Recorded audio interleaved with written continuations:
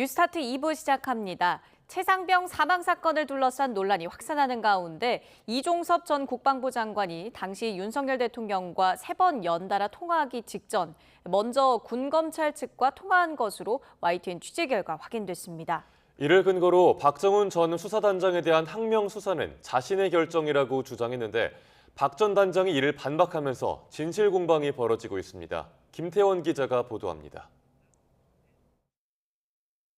박정훈 전 해병대 수사단장이 최상병 사건을 경찰에 넘기던 날인 지난해 8월 2일, 이종섭 전 국방부 장관은 박진희 군사부 장관과 함께 우즈베키스탄에 방산 관련 해외 출장을 간 상태였습니다. YTN이 확보한 국제전화 발신 내역 등을 보면 이 전 장관은 최상병 사건의 경찰 이첩 상황과 관련해 낮 12시 2분 군사부 장관 전화로 김계환 해병대 사령관에게 전화를 걸었습니다. 이후 김 사령관이 12시 4분 이 전 장관 개인 번호로 다시 전화를 걸어 3분간 대화했습니다. 그런데 이 전 장관은 이와 같은 시간대인 12시 5분에 김동혁 군 검찰단장과도 2분 35초가량 통화한 것으로 확인됩니다. 이 전 장관이 개인 전화로 김 사령관과 박 전 단장에 대한 조치를 논의하면서 동시에 군사부 장관 전화로는 검찰단장에게 항명 수사를 지시했다는 주장입니다. 윤 대통령과 통화한 시간은 12시 7분이니 박 전 단장에 대한 수사와 인사조치는 대통령이 아닌 자신의 판단으로 이루어졌다는 겁니다. 박 전 단장은 그러나 이를 반박했습니다. 자신은 오후 3시쯤 김 사령관으로부터 보직해임 조치를 받았는데 낮 1시까지만 하더라도 김 사령관은 해임할 의사가 없었던 정황이 있다며 대통령 지시가 반영된 조치라고 주장했습니다. 지난해 8월 2일 국내에서 해외로, 해외에서 국내로 통화가 분단위로 오간 기록은 있을 뿐 어떤 대화가 있었는지는 양측 주장이 엇갈리는 상황. 공수처는 조만간 이 전 장관과 통화했던 핵심 관계자들을 불러 어떤 지시가 있었는지 구체적인 통화 내용을 확인할 방침입니다. YTN 김태원입니다. 지난해 8월 윤 대통령과 이종섭 전 장관이 하루 3차례 통화한 것과 관련해 대통령실이 당시 통화에서 최상병 관련 언급은 전혀 없었다고 밝혔습니다. 통화 관련해 대통령실이 처음으로 입장을 밝힌 건데요. 야권을 중심으로 통화 관련 공세가 거세지자 기존 입장에서 한 발 더 나아가 선을 그는 모습입니다. 보도에 강희경 기자입니다. 해병대 수사단이 최상병 사건을 경찰에 넘긴 지난해 8월 2일 윤석열 대통령과 이종섭 전 국방부 장관이 3차례에 걸쳐 통화한 사실이 드러나며 논란이 일었습니다. 사건 관계자들에 대한 조사 결과가 경찰에 이첩됐다가 회수되는 과정에 윤 대통령이 직접 외압을 행사했다는 의혹이 불거진 겁니다. 그러나 대통령실 고위 관계자는 YTN과의 통화에서 당시 3차례 통화에 최상병 관련 언급은 전혀 없었다고 밝혔습니다. 다른 관계자도 당시 이 전 장관이 우즈베키스탄에 출장 갔던 기간인 만큼 방산 등 상대국 현안과 관련해 통화한 것으로 보인다고 설명했습니다. 두 사람의 통화 내용은 알 수 없으나 대통령과 국무위원의 통화는 자연스럽다던 기존 입장에서 한 걸음 더 나아간 것입니다. 야권을 중심으로 공세가 거세지자 본격적으로 선긋기에 나선 것으로 보입니다. 대통령실 고위 관계자는 실제 통화 내용을 뒷받침할 정황도 있다며 야권 등에서 제기하는 모든 의혹은 소설이라고 일축했습니다. 그러면서 의혹을 신속히 해소하기 위해서는 특검을 도입할 게 아니라 공수처가 수사에 더 속도를 내야 한다고 강조했습니다.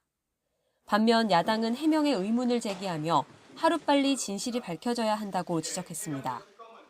이종섭 장관의 휴대폰과 그때 전화를 받은 다른 분들의 전화 휴대폰들을 압수수색하면 무슨 내용을 했는지 알 수 있을 거라고 생각을 하기 때문에 그 수사를 촉구하는 바입니다. 공수처 수사가 진전돼 이 전 장관에 대한 조사가 이뤄지면 윤 대통령이 직접 통화 내용에 대한 입장을 밝힐 가능성도 있는 것으로 전해졌습니다. YTN 강희경입니다. 22대 국회 원구성 법정 시한이 일주일 앞으로 다가왔지만 여야 간 협상 속도는 지지부진합니다. 여야는 여전히 핵심 직책인 법사위원장과 운영위원장을 놓고 팽팽한 신경전을 이어가고 있습니다. 강민경 기자의 보도입니다. 171석, 압도적 과반으로 22대 국회를 시작한 민주당은 18개 상임위원장 가운데 적어도 11개는 가져와야 한다는 입장이 확고합니다. 이재명 대표가 직접 나서 법대로 하자며 법이 정한 시한인 6월 7일까지 원 구성을 마치자고 압박하고 나섰습니다. 대통령께서도 법대로 좋아하지 않습니까? 여당도 법대로 좋아하지 않습니까? 법에 정한 대로 상임위, 본회의, 여야 합의로 미루자, 하지 말자라고 하지 않는 한 법대로 열기 바랍니다. 여야가 합의하지 못하면 의석수를 무기로 야당 단독으로라도 원 구성 안건을 표결 처리할 가능성을 시사한 걸로 여겨집니다. 거부권 정국과 안보 현안에 민생 입법이 시급하다는 명분을 앞세우면서 동시에 법사위, 운영위원장은 반드시 확보하겠다는 입장이 완고합니다. 이번 탄핵 기각이 당의 법사위를 확보할 필요성에 대해서 더 방증하는 판결이 아닌가 이렇게 생각하고 있습니다. 국민의힘은 강하게 반발하고 있습니다. 법야권에서 잇따라 특검 법안들을 발의하는 걸 이재명 방탄으로 규정하고 마치 일회용 휴지 뽑듯 쟁점 입법을 남발한다고 질타하면서 법사위를 맡아선 안 되는 방증이라고 경계했습니다. 민생과 법치주의 그리고 국가의 미래를 위협하는 다수 야당의 입법 독재와 정쟁에 맞서 결연한 자세로 임할 것입니다. 관례대로 운영위원장은 여당, 법사위원장은 제2당인 국민의힘이 맡아야 한다는 원칙을 고수하면서 원내 협상 주체도 아닌 이재명 대표가 합의를 독촉하고 나선 데 불쾌한 심기도 내비쳤습니다. 지금까지의 제가 협상 관례상 들어보지도 못한 상황이다. 그러니까 자꾸 국민들께서 이재명 당대표 1인 체제로 1인의 지시에 의해서 움직이는 정당 아니냐 이런 걱정을 하는 것입니다. 여야는 다음 주부터 원내 지도부를 중심으로 본격적인 원구성 협상에 나설 전망입니다.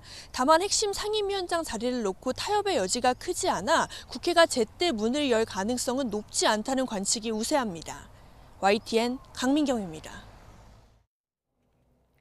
최태원 회장과 노소영 관장의 이혼 소송 2심 재판 결과에 따른 후폭풍이 이어지고 있습니다. 경영권 분쟁 가능성에 시세 차익을 노리는 투자자들로 SK 주가는 이틀째 폭등했는데요. 대법원의 판단에 따라 경영권이 흔들릴 수 있는 만큼 SK 측은 공식 대응을 자제하고 상황을 예의주시하고 있습니다. 우동건 기자가 보도합니다. 저의 이 사건으로 인해서 가정의 소중한 가치가 법에 의해서 지켜지는 그런 계기가 되기를 바람하지 않습니다. 지난해 11월 노소영 관장은 이혼 소송 항소심의 첫 변론 준비 기일에 직접 출석해 이렇게 소감을 밝혔습니다. 한 부부의 소송을 넘어 가정의 가치를 언급하며 사건의 의미를 부여했습니다. 노소영 관장에게 1조 3,808억 원을 지급하라는 판단을 내린 항소심 재판부. 최태원 회장이 일부 일처제를 전혀 존중하지 않았다고도 질타해 노 관장의 주장에 힘을 실어줬습니다. SK 측은 최태원 회장 변호인단의 발표 외에 별도 대응은 없다는 입장을 이어가고 있습니다. 이혼이란 개인적인 사안인 만큼 공식적인 대응이 어려운 것으로 보이는데 SK 주가는 크게 영향을 받고 있습니다. 그제 9% 넘게 폭등한 15만 8,100원의 거래를 마친 뒤 어제도 11% 오른 17만 6,200원에 마감했습니다. 결론적으로 안 팔 거라고 생각하는데 어쨌든 그 지분이 만약에 줄어들 수 있는 가능성에 대한 불확실성이 있는 거고 최태원 회장이 통제력이 약해지면서 경영권 프리미엄의 가치가 올라갈 수 있다는 기대감이죠. 만약 1조 3천억 원이 넘는 돈을 현금으로 지급하라는 2심 판단이 대법원에서 굳어진다면 최 회장이 SK 지분을 팔고 이에 따른 경영권 쟁탈전이 벌어져 주가가 오를 수 있다는 심리가 투자자들을 자극한 것으로 풀이됩니다. 자신이 보유한 지분을 일부 매각하고 현금을 마련할 수밖에 없어 보입니다. 현재 최 회장이 SK그룹의 17.73%의 지분을 보유한 최대 주주입니다. 그렇지만 산술적으로 계산해 볼 때 1조 원대가 넘는 이 자산 분할이 그대로 이루어지고 이 금액을 가지고 노 관장이 SK 주식을 매입한다면 7%의 2대 주주로 올라서게 됩니다. 이때 경영권 분쟁에 크게 휘말릴 가능성이 높고 이 때문에 SK 측이 적극적으로 나서 노소영 관장 측과 막판 협상에 나설 수 있다는 분석도 있지만 SK이노베이션이 노소영 관장의 아트센터 나비를 상대로 건물을 비워달라며 낸 소송도 진행 중이고 최 회장의 동거인 김희영 이사장에 대한 위자료 소송도 얽혀 있어 합의는 쉽지 않아 보입니다. YTN 오동건입니다. 이번 이혼 소송의 항소심 재판부는 최 회장의 진술 신빙성이 떨어진다고 판단했습니다. 지난 2013년 최 회장이 노 관장에게 쓴 편지 내용과 법정 증언이 달랐던 것이 결정적이었습니다. 자세한 내용 김다현 기자가 정리했습니다. 최태원 SK그룹 회장은 횡령 사건으로 구속 중이던 지난 2013년 노소영 아트센터 나비관장에게 불륜을 고백하는 편지를 보냈습니다. 자신이 내연녀 김희영 씨에게 이혼하라고 시켰다는 내용이 담겼습니다. 그런데 지난 2018년 김 씨 관련 명예훼손 사건의 증인으로 출석한 최 회장은 김 씨의 이혼에 관여하지 않았다고 증언했습니다. 5년 전 자신이 쓴 편지와 반대되는 내용을 말한 겁니다. 최 회장은 노 관장과의 이혼 소송에서도 김 씨를 보호하기 위해 자신이 이혼하라고 시킨 것처럼 편지를 썼다고 주장했습니다. 재판부는 이 대목에서 최 회장의 진술 신빙성을 의심했습니다. 여러 판단을 종합했을 때 편지 내용의 신빙성이 높아 보인다며 최 회장이 법정에서 명백한 거짓말을 했다고 판단한 겁니다. 재판부는 만약 최 회장 주장대로 편지 내용이 사실이 아니라면 아내에게 거짓말을 한 것이 된다며 어느 쪽이든 최 회장 주장을 전반적으로 신뢰할 수 있는지 근본적인 의문이 든다고 지적했습니다. 또 혼외자의 존재를 확인하러 자신을 찾아온 아이들에게 헛소문이라고 말하는 등 가족에게도 상당한 기간 거짓말을 했다고 질타했습니다. 최 회장의 진술 신빙성이 떨어지며 항소심은 사실상 노 관장이 승리했지만 최 회장 측 상고로 소송은 3라운드까지 접어들 전망입니다. 최 회장의 SK 측이 본사 건물에서 철거하라며 노 관장의 아트센터 나비를 상대로 제기한 소송도 다시 시작됐는데 6월 중에는 선고가 이루어질 예정입니다. 앞서 이혼소송 항소심 재판부가 철거 요구는 노 관장 지위를 위태롭게 하는 행위라고 지적한 가운데 부동산 관련 소송은 어떻게 결론이 나올지 주목됩니다. YTN 김다현입니다. SK이노베이션이 노소영 관장이 있는 미술관 아트센터 나비를 상대로 건물을 비워달라며 낸 소송의 결론이 이번 달 나옵니다. 서울중앙지방법원은 어제 SK이노베이션이 아트센터 나비를 상대로 낸 건물 퇴고 소송의 선고 기일을 오는 21일로 지정했습니다. 소송 대상이 된 건물은 지난 2000년 아트센터 나비가 문을 연 서울 종로구 SK그룹 본사 건물 4층으로 지난 2017년 최태원 SK 회장이 노 관장을 상대로 이혼 조정 신청을 낸 이후 계약이 끝난 것으로 알려졌습니다. 어도어 임시주주총회에서 민희진 대표의 유임이 확정됐습니다. 하지만 하이브 측 인사들이 어도어 이사회를 장악하게 됐는데 민 대표는 싸울 만큼 싸우지 않았느냐며 타협점을 찾자고 제안했습니다. 이경국 기자입니다. 경영권 탈취 시도 의혹 감사 착수 한 달여 만에 열린 어도어의 임시주주총회.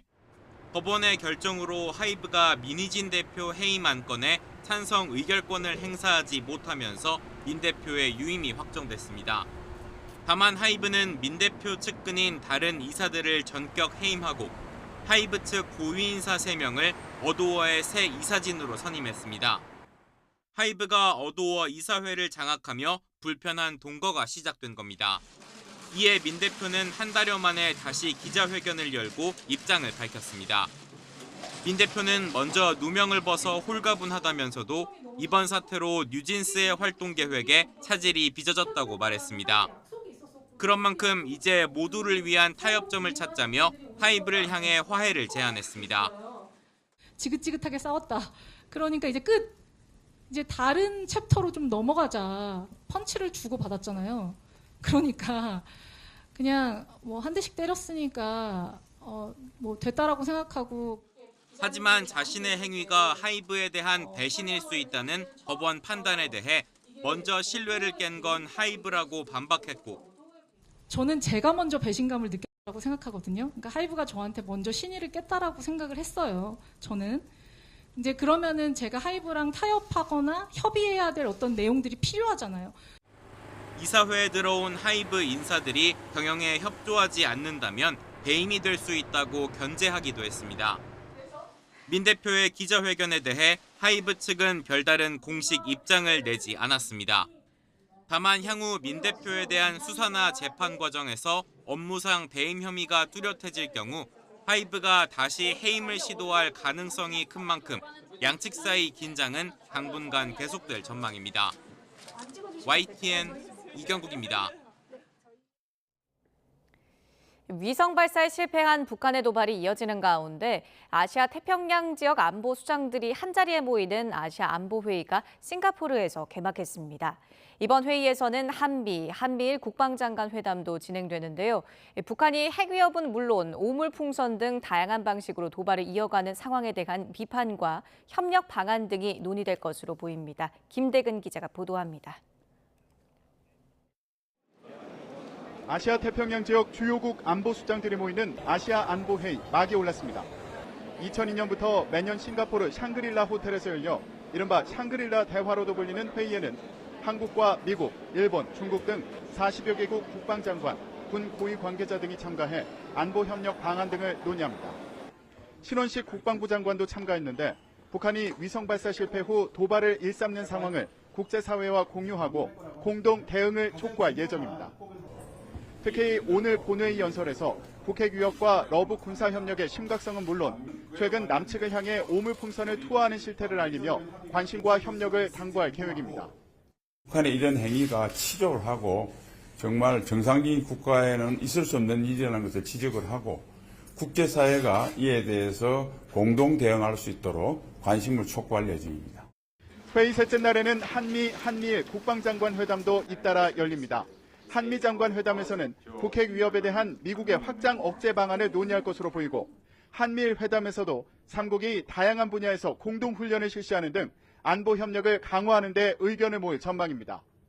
한일 국방장관 회담도 개최 여부를 최종 조율 중인 것으로 알려졌는데 양국 사이 최대 안보 현안인 초계기 갈등을 해결할 방안이 도출될지 주목됩니다. 신 장관은 또 캐나다 국방장관과의 회담에서는 잠수함 등 방산 분야 협력에 대해서도 논의했습니다. 북한의 위협이 강화되는 가운데 한미일 국방장관이 한자리에 모이는 만큼 여기서 도출될 공동 대응 방식에 대한 관심이 높습니다. 샹그릴라 대화가 열리는 싱가포르에서 YTN 김대근입니다. 최근 북한의 도발 위협이 커지면서 한반도에서 억제력을 강화하기 위해 전술핵을 배치해야 한다는 주장이 나왔죠. 하지만 미 국무부는 이를 일축했습니다. 권영희 기자가 보도합니다. 미국 국무부는 한반도에 핵무기를 전진 배치할 계획이 없다고 밝혔습니다. 이런 입장은 최근 러시아의 움직임에 대한 질문에 답하는 과정에서 나왔습니다. 세르게이 라브로프 러시아 외무장관은 미국이 유럽과 아시아 태평양 지역에 미사일을 배치하면 러시아도 추가 조처에 나설 수 있다고 밝혔습니다. The U.S. does not assess returning nuclear weapons to the Indo-Pacific as necessary at this time, and the U.S. has no plans to forward deploy nuclear weapons to the Korean Peninsula. 이 발언은 그러나 최근 미국 공화당을 중심으로 제기된 한반도 전술핵 재배치론에 선을 그은 것으로 풀이됩니다. 미 상원 군사위원회 공화당 간사 로저 위커 위원은 북방력 강화를 위해 전술핵 무기를 한반도에 재배치하는 방안을 제안했습니다. 북대서양 조약기구 나토처럼 한국과 핵무기를 공유하겠다는 겁니다. 그러나 바이든 행정부는 확장 억제 강화를 통해 북한의 핵 위협에 대응한다는 기조를 갖고 있습니다. 미국은 북한이 최근 오물풍선을 살포하고 탄도미사일 등을 발사한 것도 규탄했습니다. 미 국무부는 성명을 통해 북한의 정찰 위성과 탄도미사일 발사를 가장 강력한 표현으로 규탄한다고 비판했습니다. 미 국방부도 북한의 최근 행보는 안보를 저해하는 행위라면서 불법 행위를 멈추라고 촉구했습니다. YTN 권영입니다.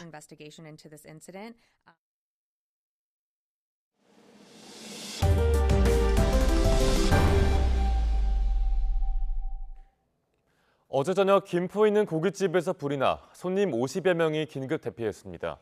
또 중부고속도로 터널에선 차량 9대가 잇따라 부딪히는 사고도 있었습니다. 사건 사고 소식 이현정 기자가 보도합니다. 건물을 집어삼킬 듯 희뿌연 연기가 쉴 새 없이 뿜어져 나옵니다.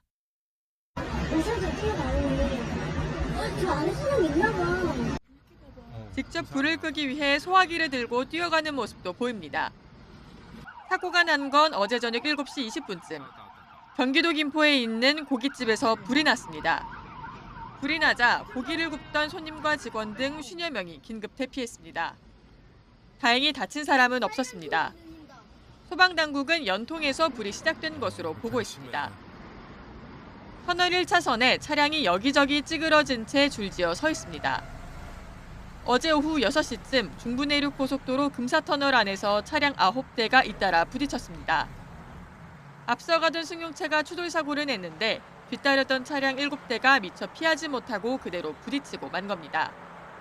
다친 사람은 없었지만 사고를 수습하는 동안 한때 정체가 빚어졌습니다. 어제 저녁 8시 20분쯤엔 제주 서귀포에서 60대 관광객이 몰던 전기차가 식당으로 돌진했습니다.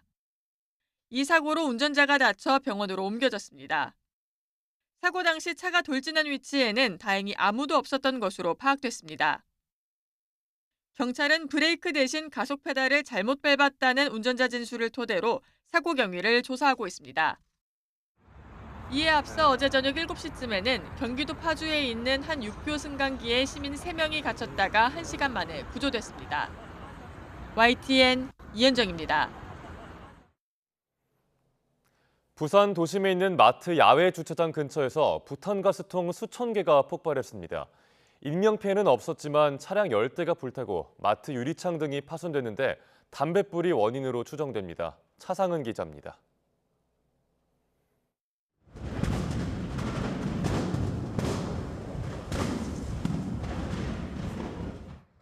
폭탄이 터지는 듯한 굉음과 함께 불길이 무섭게 타오릅니다. 비어있는 금속 용기가 곳곳에 흩어져 있고 폭발음도 끊임없이 이어져 마치 전쟁터를 방불케 합니다. 부산 명진홍에 있는 마트 주차장 앞에서 불이 난 시각은 오전 11시 반쯤. 갑자기 쾅 하고 소리가 나길래 뭔가 큰일이다 싶어서 바로 베란다로 뛰어가 보니까 불이 나고 있더라고요. 계속 펑, 펑, 펑 하면서. 다행히 인명피해는 없었지만 차량 10대가 불에 탔고 마트 외벽 유리창 일부가 깨지는 피해가 났습니다. 사고 현장입니다. 불이 주차된 차들로 옮겨 붙으면서 이렇게 뼈대만 남기고 완전히 타버린 차들도 있습니다. 불났대 해가지고 제가 막 뛰어나가서 딴 쪽으로 저는 이제 도망을 갔었거든요. 가까이 왔을 때 연기가 엄청 심하게 검은 연기가 엄청 심하게 많이 피어오르고 있었어요. 화재 현장에는 깡통에 든 식자재와 식용유를 비롯해 휴대용 부탄가스 5,600개가 쌓여 있었던 것으로 파악됐습니다. 마트 측이 다음 주 행사를 앞두고 지난 29일부터 임시로 쌓아둔 상태였는데 불이 붙으면서 연쇄 폭발로 번졌습니다. 수사에 나선 경찰은 담배꽁초가 화재로 이어졌을 가능성에 무게를 싣고 있습니다. 불이 나기 10여 분 전 마트 직원 4명이 발화 지점 근처에서 담배를 피운 사실을 확인하고 참고인 자격으로 불러 조사했습니다. 경찰은 또 대량의 부탄가스를 인도에 임시로 쌓아둔 마트 측이 가스 안전 관리 규정을 어겼는지도 살펴보고 있습니다. YTN 차상리입니다. 어제 오전 8시 반쯤 충북 충주시 연수동의 한 원룸 4층에서 폭발과 함께 불이 났습니다. 이 불로 집안에 있던 50대 여성이 전신에 2도 화상을 입어 병원으로 옮겨졌고 건물 내부와 가재도구 등이 타 소방서 추산 3,600만 원의 재산 피해가 났습니다. 경찰은 불이 난 세대의 도시가스 호스가 잘려있는 사실을 확인하고 사고 경위를 조사하고 있습니다. 어제 오후 2시쯤 경기도 용인에 있는 영동고속도로 용인휴게소 근처에서 인천 방면으로 달리던 차량에 불이 났습니다. 불이 나자 운전자 30대 남성이 차를 갓길에 세우고 급히 대피했지만 손등에 화상을 입었고 같이 타고 있던 3명도 대피했습니다. 소방당국은 차 엔진룸에서 연기가 시작된 걸로 보고 정확한 화재 원인을 조사하고 있습니다. 서울 강남에 있는 오피스텔에서 모녀 관계인 여성 2명을 흉기로 살해한 남성이 경찰에 붙잡혔습니다.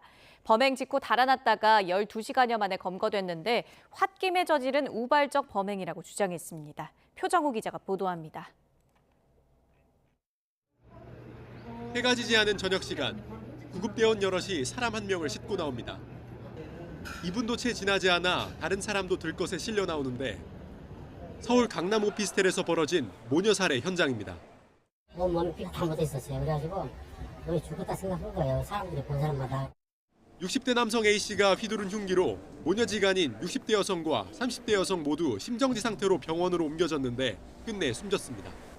사건이 발생한 건 피해 여성의 사무실인 것으로 확인됐습니다. A씨는 범행을 저지르고 난 뒤 유유히 걸어서 현장을 벗어났고 경찰이 출동한 사실을 알고선 택시를 타고 도주한 것으로 파악됐습니다. 이후 경찰이 따라오지 못하도록 버스로 갈아타기도 하고 다시 또 걸어서 이동하기도 했습니다. A씨는 무려 12시간이 넘어서야 서울 지하철 4호선 남태령역 근처에서 붙잡혔습니다. CCTV 등을 분석하며 A씨를 쫓아온 경찰은 A씨가 내린 버스 정류장에서 검문 검색을 했습니다. 계속 도주하던 A씨는 신분증을 검사하는 경찰을 보자 도망쳤습니다. 그리고 여기 하천으로까지 뛰어내렸지만 결국 경찰에 긴급 체포됐습니다. 어떤 남자분 한 분이 누워 계셨고 그 경찰 두 분이 위에서 제지하고 있는 상황이었고요. 머리에서는 이제 피가 좀 많이 나는 상태였고. A씨는 이번 사건을 우발적 범행이었다고 주장했습니다. 범행 왜 저지르신 건가요? 죄송합니다. 우발적으로 하신 건가요? 네. 흉기는 미리 좀 준비하신 건가요? 아닌데. 경찰은 교제살인 가능성에 무게를 두고 정확한 사건 경위를 조사하고 있습니다. YTN 표정우입니다. 이웃 주민이 잃어버린 출입문 열쇠를 이용해 남의 집에 몰래 들어간 30대 남성이 1심에서 실형을 선고받았습니다. 수원지방법원은 주거침입 혐의로 재판에 넘겨진 A씨에게 징역 6개월을 선고했습니다. A씨는 지난해 11월 경기도 화성시에 있는 한 아파트에서 입주민인 20대 남성의 집에 무단으로 들어간 혐의로 재판에 넘겨졌습니다. A씨는 피해자가 잃어버린 출입문 마스터키를 주었고 피해자가 외출한 뒤 몰래 들어가 나체 상태로 있었던 것으로 파악됐습니다. 10대 중학생들을 유인해 감금하고 성범죄를 저지른 유흥업소 업주가 경찰에 붙잡혔습니다. 경기 오산경찰서는 청소년 성보호법상 강간 등 혐의로 유흥업소 사장 40대 남성 A씨 등 2명에 대해 구속영장을 신청했습니다.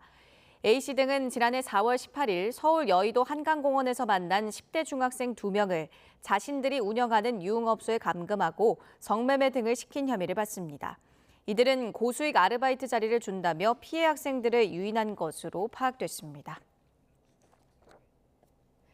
미성년자를 감금하고 협박한 렌터카 업체 직원들이 경찰에 붙잡혔습니다.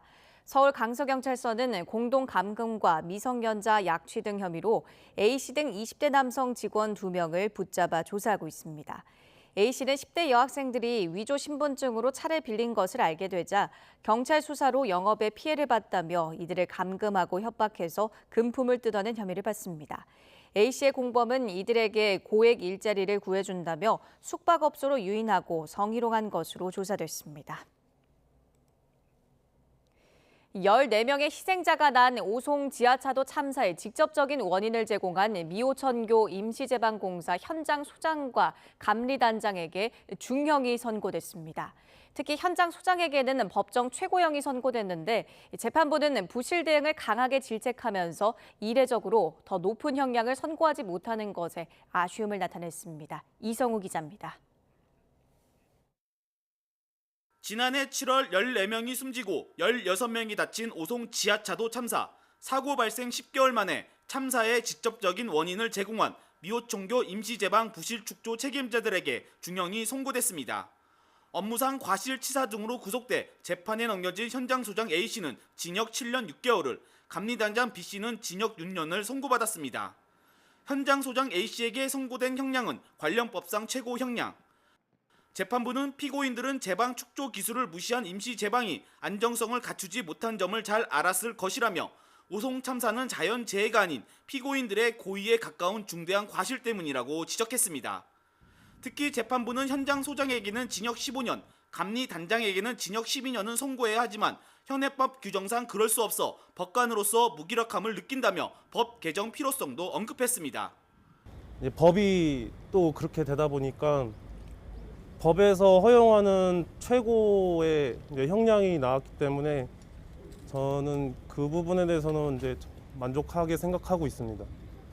오송 지하차도 참사와 관련해 재판에 넘겨진 관계자는 행복동신건설청과 금강유역환경청 그리고 경찰과 소방 등 모두 30명과 법인 2곳, 유족 등이 고발한 중대시민재해 등 혐의와 관련해 김영환 충북지사, 이범석 청주시장 등에 대해서는 수사가 진행 중입니다. 재난 참사를 막을 수 있었던 골든타임을 놓친 지자체 등에도 반드시 중대재해처벌법으로 기소와 처벌이 이루어졌으면 한다라는 입장 전달합니다.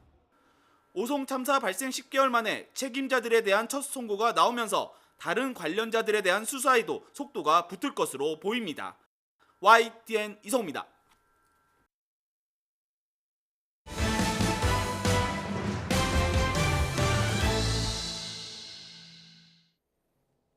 대한의사협회가 정부를 향해 큰 싸움을 예고한 가운데 정부는 의대 증원은 이미 확정됐다며 집단행동은 무의미하다고 일축했습니다. 하지만 의협은 조만간 의견 수렴을 거쳐 행동에 나서겠다고 경고했습니다. 염혜원 기자입니다. 의사협회는 내년도 의대 모집 요강 확정 뒤에 열린 촛불 집회에서 큰 싸움을 예고했습니다. 6월부터 본격적으로 의료농단, 교육농단, 암환자 고려장, 어르신고 의료 고려장을 막는 의료농단에 대한 큰 싸움을 시작합니다. 총파업 등의 구체적인 집단행동 방식에 대한 언급은 없었지만 교수와 개원이 등 소속 의사들의 의견을 모아 행동에 나서겠다는 점은 분명히 한 겁니다. 의협은 내부 의견을 모아 조만간 행동에 나설 것이라며 오래 걸리지 않을 것임을 강조했습니다. 이에 대해 정부는 의사들의 집단행동은 무의미한 일이라고 일축했습니다. 내년도 의대 증원은 이미 확정된 과거의 일이 되어버렸다는 겁니다. 25학년도 그 입학 정원은 확정된 상태입니다. 그래서 이와 관련해서 집단 휴진이라든 이런 어떤 국민의 불편을 초래하는 이런 이 집단 행동은 아무런 의미가 없다고 생각을 합니다. 정부는 전공의들을 향해 조속한 복귀를 촉구하면서 이탈 기간에 따라 처분의 내용도 달라질 수 있음을 시사했습니다. 전국 의과대학 교수협의회는 대학 총장을 상대로 민사소송을 제기하기로 했습니다. 서울고등법원이 의대 증원에 따른 학생들의 학습권 침해를 인정한 만큼 피해액을 산정해 총장에게 구상권을 청구하겠다는 겁니다. 혼란 속에 대학들은 신입생 모집을 위한 구체적인 전형을 발표했습니다. 또 진통을 겪던 충남대가 재심의 끝에 학칙 개정을 승인하는 등 대학들은 교육부가 정한 시한 안에 필요한 절차를 마무리할 것으로 보입니다. YTN 염혜원입니다. 정부는 의과대학 정원이 늘어난 만큼 2027년까지 국립대 의대 교수 1,000명을 뽑아 의대 교육의 질을 높이겠다고 밝혔습니다. 이한경 행정안전부 재난안전관리본부장은 의사 집단행동 중앙대책본부 회의를 주재하고 의대교육 선진화 추진 전략을 조속히 마련하겠다며 이같이 말했습니다. 이어 대학별 학생 증원 규모와 지역별 필수 의료 여건 등을 고려해 내년도 전임교원 증원 규모를 조속히 확정하고 내년 초에는 전임교원이 채용될 수 있게 하겠다고 설명했습니다. 정부가 어제부터 전국 42개 병원에서 전공의 연속근무 시간 단축 시범 사업을 실시했습니다. 전병왕 보건복지부 보건의료정책실장은 중대본 브리핑에서 전공의 근로시간 단축을 내년 2월 시행하기에 앞서 시범 사업에 들어간다고 밝혔습니다. 이에 따라 각 병원에서는 근무 형태와 일정 조정, 추가 인력 투입 등을 통해 전공의 연속근무 시간을 현재 36시간에서 24시간에서 30시간으로 단축하게 됩니다. 4월까지 법인세가 13조 원 가까이 덜 거치면서 2년 연속 세수 결손이 현실화하고 있습니다. 정부는 6월까지 연장한 유류세 환원 여부를 검토하기로 했습니다. 보도에 오인석 기자입니다. 4월까지 거친 법인세는 22조 8천억으로 지난해보다 12조 8천억이 덜 거쳤습니다. 36%나 감소한 겁니다. 법인세는 4월에만 7조 원 넘게 줄었습니다. 삼성전자와 SK하이닉스의 법인세 납부 실적이 없었던 것이 가장 큰 영향을 미쳤습니다. 법인세는 지난해에도 같은 기간 16조 원 가까이 감소해 역대급 세수 결손 원인 중 하나로 지목됐습니다. 4월에는 금융지주회사의 법인세도 조 단위로 줄었습니다. 법인세 급감 등으로 4월까지 국세 수입은 8조 4천억이 덜 거쳤습니다. 기획재정부는 세수 진도율을 보류할 때 올해 예상했던 국세 수입을 달성하기는 어려울 것으로 전망하고 있습니다. 이에 따라 2년 연속 세수 결손이 현실화될 것으로 보입니다. 다만 올해 1분기 반도체와 자동차 등 기업 실적이 호조를 보여 8월의 중간 예납분이 들어오면 지난해와 같은 대규모 세수 결손은 없을 것으로 내다보고 있습니다. 얼마큼 법인세가 좀 예측대로 못 가고 있는 부분들을 얼마큼 보완하느냐에 따라서 올해 전체적인 세수에 대한 그 전망은 나올 수 있다. 그렇지만 작년과 같은 그런 대규모 세수 개선은 그건 없을 거라고 생각하고 있고요. 4월까지 증권거래세는 거래대금 증가에도 세율 인하 영향으로 지난해 수준을 유지했습니다. 소득세는 고금리에 따른 이자 소득세 증가에도 기업 성과급 감소로 4천억이 줄었고 부가가치세는 국내분 납부 실적이 늘며 4조 4천억 증가했습니다.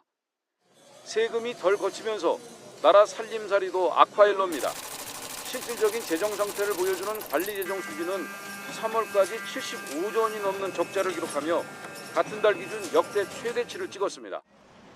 정부는 6월까지 연장한 유류세 환원 여부를 검토하고 있습니다.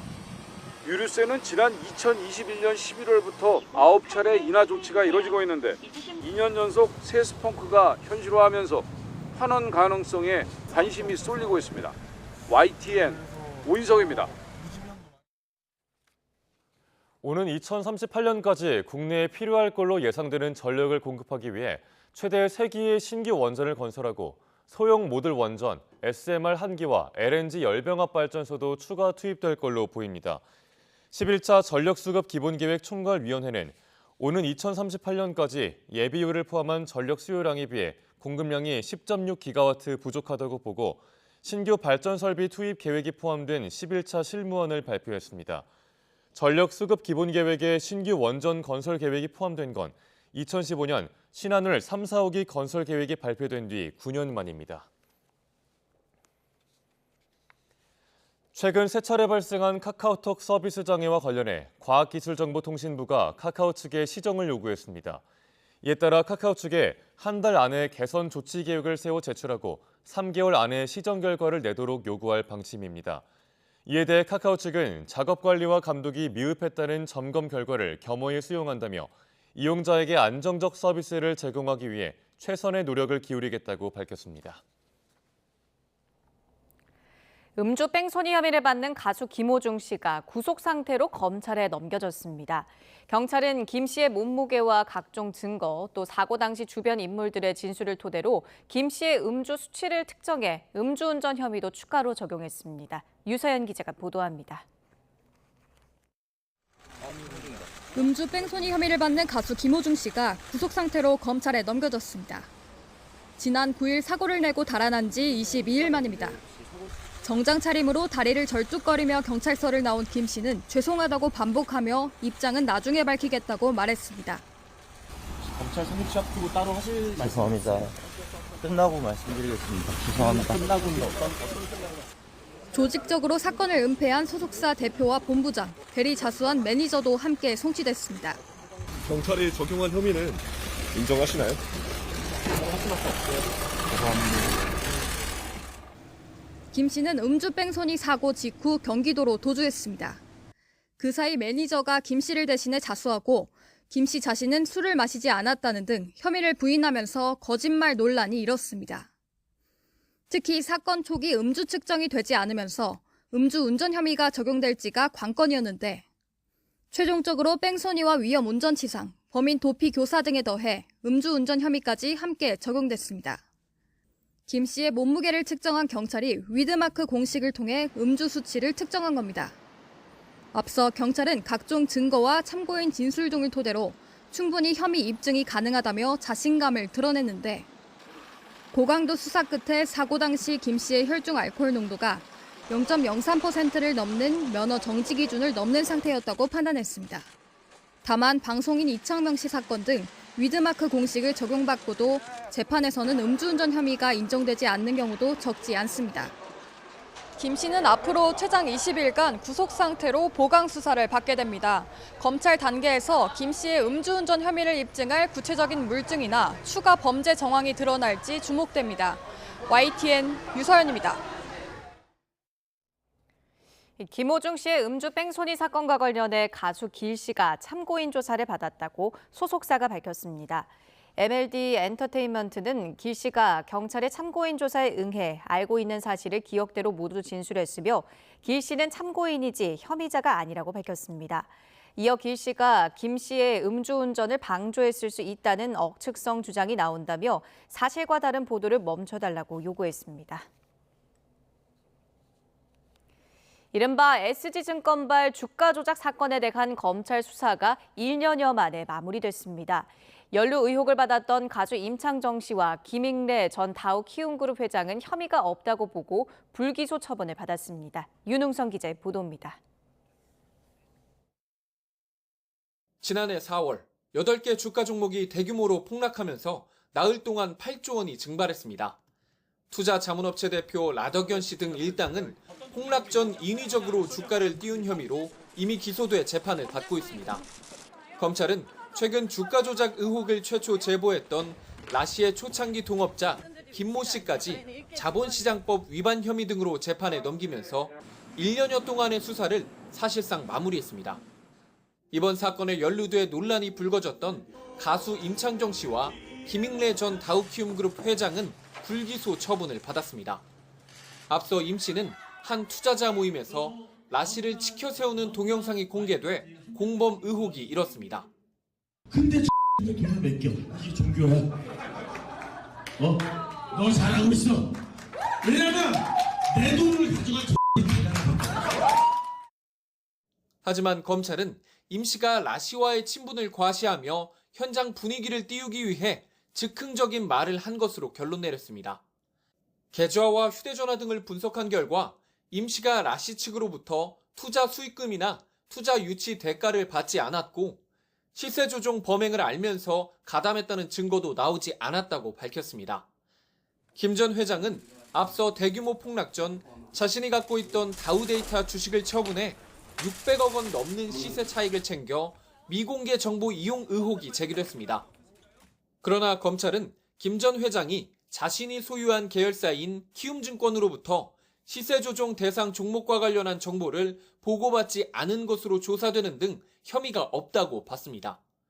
김 전 회장 등의 매매가 폭락의 배경이라는 의혹 제기도 이어졌지만 검찰은 특정 세력에 의해 주가가 내려간 게 아니라고 결론 내린 것으로 전해졌습니다. 인위적으로 띄웠던 주가가 시장 원리에 따라 떨어지는 과정에 고위험 상품들의 반대 매매 등이 결합하면서 폭락이란 결과가 나왔다는 겁니다. 검찰은 라시 일당의 주가 조작으로 피해를 보았다는 다른 고소 고발 사건에 대해선 수사를 이어갈 계획입니다. YTN 윤웅성입니다. 미국 정부가 자국이 제공한 무기로 우크라이나가 러시아 본토를 공격할 수 있도록 일부 허용했다고 공식 확인했습니다. 이에 러시아는 핵무기까지 거론하며 강하게 반발하고 나서 우크라이나 전쟁은 또다시 새로운 국면을 맞게 됐습니다. 박영진 기자가 보도합니다. 블링컨 장관은 우크라이나의 요청에 따라 바이든 대통령이 러시아 본토 공격에 미국 무기 사용을 허용했다고 밝혔습니다. And as you've heard, he's approved the use of our weapons for that purpose. Going forward, we'll continue to do what we've been doing, which is, as necessary, adapt and adjust. 다만 사거리 300km의 에이테크스 등 장거리 미사일은 여전히 제한될 것이라고 매체들은 전했습니다. 우크라이나 지원 규모가 두 번째인 독일 정부 역시 러시아 본토 공격을 허용한다고 밝혔습니다. Gemeinsam sind wir der Überzeugung, dass die Ukraine das völkerrechtlich verbriefte Recht hat, sich gegen diesen Angriff zu wehren. Dazu kann sie auch die dafür gelieferten Waffen in Übereinstimmung mit ihren internationalen rechtlichen Verpflichtungen einsetzen, soweit geeignet auch die aus Deutschland. 나토 사무총장은 우크라이나의 정당 방위는 긴장 고조가 아니라 기본적 권리라며 미국과 독일의 결정을 환영했습니다. 당사자인 러시아는 핵무기까지 거론하며 강력히 경고했습니다. 메드베데프 국가안보회의 부의장은 러시아가 전술핵을 쓰지 않을 것이라는 서방의 관측은 치명적인 실수가 될 것이라고 위협했습니다. 또 미국 무기가 이미 러시아 공격 시도에 사용되고 있다는 걸 알고 있다며 서방의 직접 개입으로 간주한다고 엄포를 놨습니다.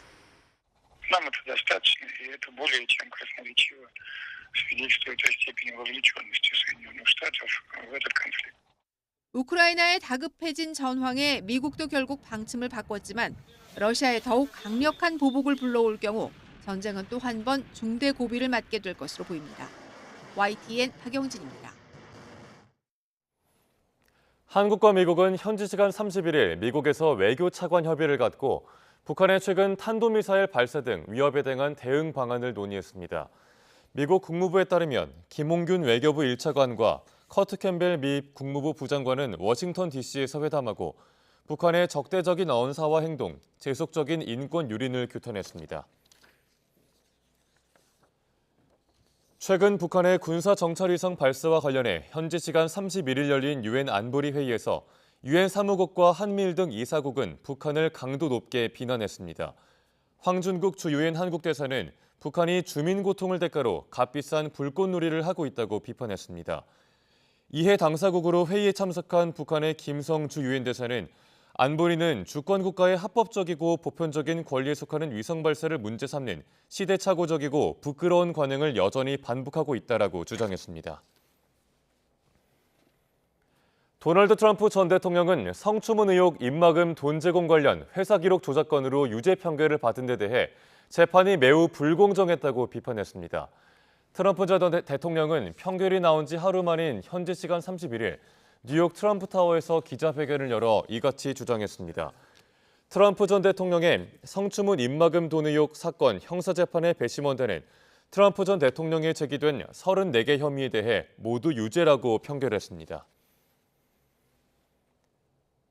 조 바이든 미국 대통령은 현지 시간 31일 이른바 성추문 입막음 돈 사건으로 유죄 판결을 받은 도널드 트럼프 전 대통령이 재판을 사기라고 비판한 것에 대해 트럼프는 민주주의를 위협하고 있다고 말했습니다. 바이든 대통령은 트럼프 전 대통령의 기자회견 직후에 소셜미디어 X 개인 계정에 올린 글에서 트럼프는 먼저 선거 시스템에 의문을 제기하고 이제는 미국의 사법 시스템에 문제를 제기하고 있다면서 이같이 밝혔습니다. 또 이제 여러분이 그를 막을 수 있다면서 11월 대선에서 자신을 선택해 줄 것을 호소했습니다.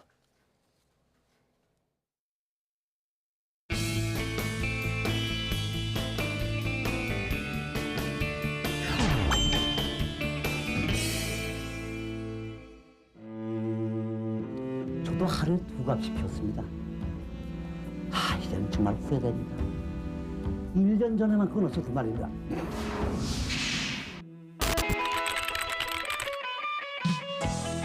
금연운동이 급격히 번지고 있습니다. 담배는 각종 암의 원인이 되고 담배를 피우지 않는 주위의 사람에게도 해를 준다는 점에서 금연운동이 더욱 확산되고 있습니다. 어느 날 열받고 술 한잔 먹으면서 피면 그동안 끄는 거 다 무용지물이죠. 담배 한 대 피우면 잘 될 것 같은데 피지 못하겠고 그러니까 그러다 보니까 일이 더 안 되고요. 계단에서는 고등학생들이 스스럼 없이 담배 연기를 내뿜고 있습니다.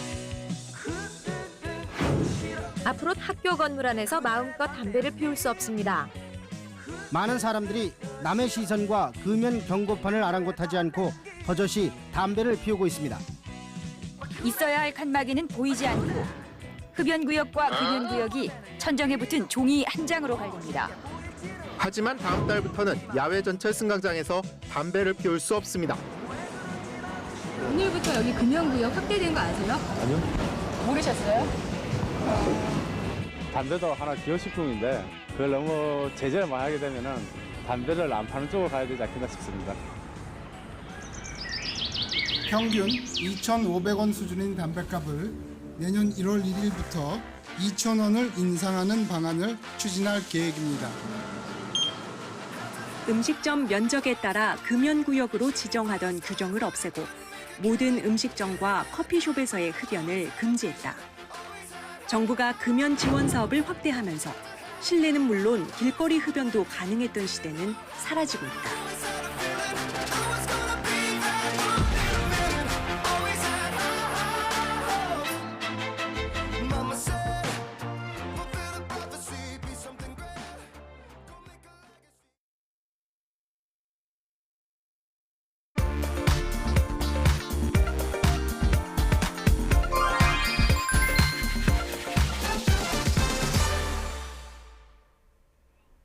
6월의 첫 주말에는 달라지는 고속도로의 버스 전용 차로를 잘 숙지하셔야겠습니다. 50번 영동고속도로 신갈과 호법 사이로 운영되던 주말 버스 전용 차로제가 폐지가 되면서 전차로 주행이 가능하겠고요. 1번 경부고속도로는 다음 주부터 평일 버스 전용 차로 운영 구간이 오산이 아닌 안성까지로 연장됩니다. 이 시각 1번 경부고속도로 상황부터 살펴봅니다. 부산 방향으로는 잠원 나들목을 중심으로 정체가 시작돼 있는데요. 한편 1번 경부선의 주말 버스 전용차로 운영은 잠시 후인 7시부터 밤 9시까지 한남과 신탄진 사이로 동일하니까 혼동하시지 마셔야겠습니다. 50번 영동고속도로는 강릉 방향으로 군포와 부곡 사이에 나들이 정체가 살펴지고요. 52번 광주 원주고속도로 원주 쪽으로는 그보다 더 일찌감치 정체가 시작됐는데요. 초월 구간에서 2km 구간 아주 답답한 흐름 이어집니다. 15번 서해안고속도로 목포 쪽의 정체가 가장 빠르게 증가하고 있습니다. 금천 부근 주춤한 뒤 안산 분기점에서 순산 터널까지 가장 힘겹겠고요. 8탄 분기점에서 화성휴게소까지는 가다서다 반복할 텐데 현재 서해대교 부근 충청권 진입을 앞두고 2km 구간 정체가 이어지고 있어서 이 구간 통과 시 시간 여유 두셔야겠습니다. 한편 내년 5월까지는 남해고속도로 8곳에서 스마트 톨링 시범 사업이 진행되기 때문에 참고 운전하시기 바랍니다. 전방 주시 잘해주시고요. 고속도로 교통방송이었습니다.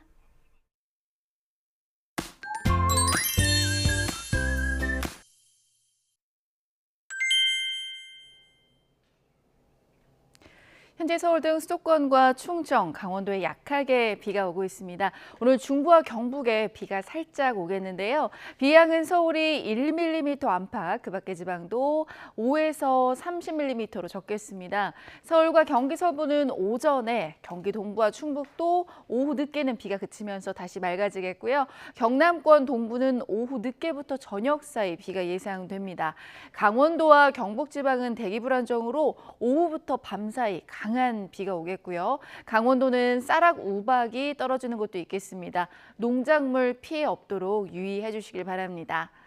현재 기온 살펴보겠습니다. 서울이 17.6도, 청주 18도, 대구가 19.2도고요. 낮 기온은 서울이 27도, 대전 26도, 대구 27도로 예상됩니다. 내일은 강원도와 경북 지방에만 비가 이어질 전망입니다. 날씨였습니다. 뉴스타트 2부 마칩니다. 잠시 후 3부가 이어집니다. 시청해주신 여러분 고맙습니다.